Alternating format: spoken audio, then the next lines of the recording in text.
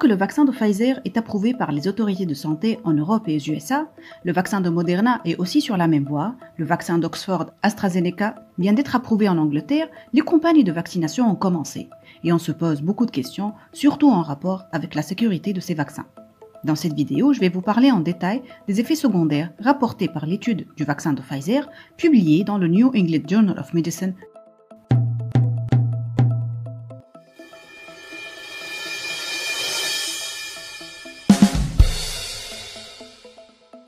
Le NEJM, ou le New England Journal of Medicine, vient de publier l'étude de Safety and Efficacy du vaccin de Pfizer. Mais avant d'entamer l'évaluation et l'étude des effets secondaires, je vais vous parler de 3 points essentiels pour pouvoir bien comprendre ce qui va être dit dans cette vidéo. Premièrement, il faut savoir que le NEJM est une revue très prestigieuse et très sérieuse, qui ne publie que des travaux scientifiques de très haute qualité.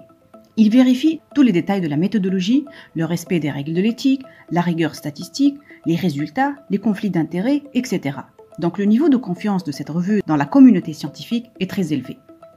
Deuxièmement, les données des effets secondaires rapportées dans cette étude ont été évaluées chez plus de 40 000 personnes, ce qui est un chiffre énorme dans le monde du vaccin et dans le monde des médicaments de façon générale. Par exemple, les études sur les médicaments du diabète incluent généralement 1000 à 2000 personnes. Les études sur le cancer du sein ou le cancer du poumon incluent 5000 à 10 000 personnes. Les études du vaccin de l'hépatite B incluent 10 000 personnes. Ce chiffre-là est donc important. Ceci s'explique clairement par l'urgence sanitaire mondiale, la vitesse de propagation de ce virus et les moyens financiers qui ont été mis à disposition pour faire avancer ces recherches-là. D'ailleurs, les objectifs statistiques sur l'efficacité des vaccins a été atteint rapidement. Le nombre de personnes prévues dans le modèle statistique qui doivent avoir l'infection par le Covid-19 pour démontrer l'efficacité du vaccin a été atteint plus rapidement que prévu parce que la pandémie s'aggrave de jour en jour et l'exposition des personnes augmente de jour en jour. Troisième point et dernier point, lorsqu'on dit effet secondaire d'un vaccin, il faut savoir qu'il y a 2 types d'effets secondaires. Les effets secondaires prévisibles qui sont liés à la réaction immunitaire de l'homme. Donc à la limite, ces effets secondaires sont bien. Ils témoignent que le corps humain réagit et s'active pour apprendre à battre le virus. On les voit d'ailleurs dans la majorité des vaccins. Ils surviennent les premiers 7 jours après l'injection du vaccin. Mais leur gravité, ou ce qu'on appelle en médecine leur grade, doit rester acceptable. On les classe en grade 1, grade 2, grade 3, parfois grade 4. Il faut que la majorité des effets secondaires soient de grade 1 ou grade 2. Dans l'étude de Pfizer, ici, on les appelle reactogenicity. Par contre, il y a d'autres effets secondaires qui sont non prévisibles et qui sont a priori non liés à la réponse immunitaire au vaccin. Il faut donc bien les évaluer et vérifier le lien de causalité avec le vaccin. Ces effets causent la non-administration de la 2e dose par exemple, la sortie de l'essai clinique ou le retrait de consentement, et parfois l'arrêt définitif de l'étude. Ces effets secondaires sont généralement rapportés spontanément par les patients. Maintenant, dans l'étude publiée par le NEJM, les auteurs ont rapporté les résultats d'efficacité et de sécurité du vaccin de Pfizer. Dans la fiche en haut et à gauche, vous allez trouver une vidéo qui explique le mécanisme d'action de ce vaccin. Les résultats liés aux effets secondaires sont expliqués dans ce paragraphe et résumés dans ce graphique-là. Ici à gauche, nous avons les effets secondaires de type réaction locale au niveau du site d'injection qui surviennent dans les 7 jours, et à droite, les effets secondaires systémiques, c'est-à-dire à distance du site d'injection qui surviennent dans les 7 jours. Ce graphique rapporte les résultats de la population jeune entre 16 et 55 ans, à la première et à la 2e injection, et aussi de la population moins jeune supérieure à 55 ans à la première et la 2e dose. Je rappelle que le vaccin de Pfizer nécessite un rappel par une 2e dose à 21 jours d'intervalle.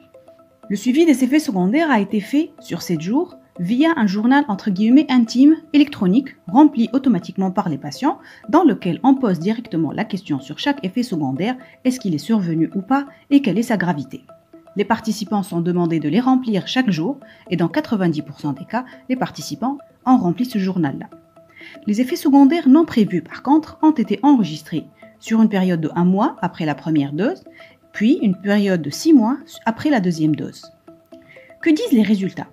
Globalement, les patients qui ont eu le vaccin ont fait des réactions locales dans 75% des cas et des réactions systémiques dans 50% des cas. Vous voyez que dans le groupe placebo, les chiffres sont totalement différents. On commence par les effets secondaires locaux. Chez les patients jeunes, entre 16 et 55 ans, représentés dans ce graphique-là, nous voyons que la douleur au niveau du site d'injection est l'effet indésirable le plus fréquent, aussi bien après la première que la deuxième injection. Mais uniquement 1%, c'est-à-dire la petite zone rouge ici, ont rapporté que la douleur était sévère. Plus rarement, c'est-à-dire en 5 à 6% des cas, les participants ont parlé de rougeur et d'œdème au niveau du site d'injection. Ces effets secondaires ont été aussi observés chez les patients moins jeunes, au-delà de 50%, mais peut-être de façon moins fréquente lorsqu'il s'agit de douleurs au niveau du site d'injection. En ce qui concerne les effets secondaires systémiques, l'étude a parlé de fièvre, fatigue, céphalée, frissons, vomissements, diarrhée, douleurs musculaires, douleurs articulaires et besoin d'utilisation de médicaments antipyrétiques comme le paracétamol. Pour la population jeune, il y avait à peu près la moitié des participants qui ont fait une fatigue et des céphalées. 20% ont fait des douleurs musculaires et articulaires, et plus rarement, c'est-à-dire 10 à 15%, ont fait une diarrhée. 28% des participants ont dû prendre des antipyrétiques à cause de ces effets secondaires. Il y avait exceptionnellement des vomissements dans 1% des cas et de la fièvre dans 4% des cas. Après la deuxième dose, il y avait presque les mêmes effets secondaires, mais la probabilité de survenue était plus importante, notamment en ce qui concerne la fièvre après cette deuxième dose. Plus de fatigue, plus de douleurs musculaires, de douleurs articulaires, de frissons. Donc par conséquent, plus de patients, c'est-à-dire 45% des cas, ont dû prendre des médicaments antipyrétiques. Ceci s'explique par la force de réaction du système immunitaire qui devient plus importante après le rappel de la deuxième injection.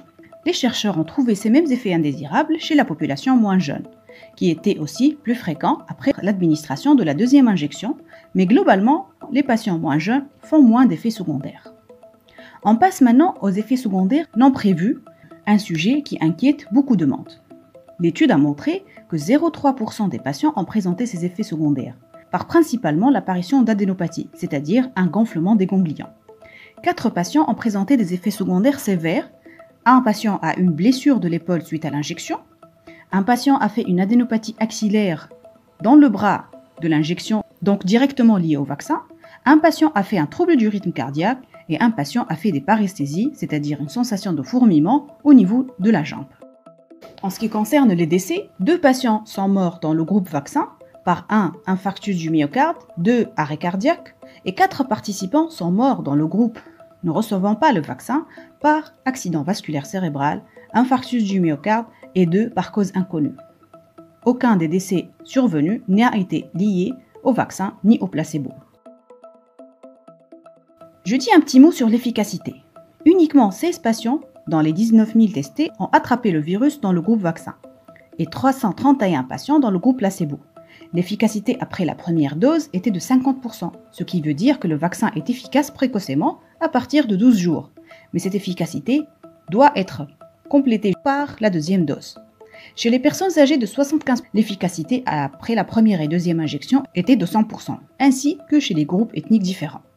Donc pour conclure, une personne âgée de 18 à 55 ans, en bonne santé ou ayant une maladie équilibrée, qui reçoit la première dose de l'injection du vaccin de Pfizer, fera dans les 7 jours la douleur au niveau du site d'injection et dans 50% des cas, une fatigue, des céphalées, dans 20% des cas, des frissons, des douleurs musculaires et articulaires. Ces effets nécessitent peut-être l'utilisation de médicaments antipyrétiques comme le paracétamol dans 25% des cas. L'immunité est activée à partir de 12 jours, mais il faut quand même continuer à mettre des masques, utiliser le gel, appliquer la distanciation physique parce que la protection n'est que de 50%. À 21 jours, il faut absolument refaire la deuxième injection pour avoir la protection de 94%. Là, il y aura les mêmes effets secondaires, mais avec des probabilités plus importantes, comme surtout la fièvre. Dans ce cas, le besoin de médicaments antipyrétiques sera probablement de 45% des cas. Lorsque la personne est moins jeune, âgée de plus de 55 ans, la survenue de ces effets secondaires serait moins probable. Les effets secondaires non prévus, autres que ceux décrits, sont très rares et la majorité des personnes ne vont pas les faire. Voilà ce que dit l'étude de l'efficacité et de sécurité sur le vaccin de Pfizer. L'étude de vaccin de Moderna a aussi été publiée dans la même revue, le NEJM. Je vais vous mettre le lien dans la description. Cette étude rapporte pratiquement les mêmes effets secondaires.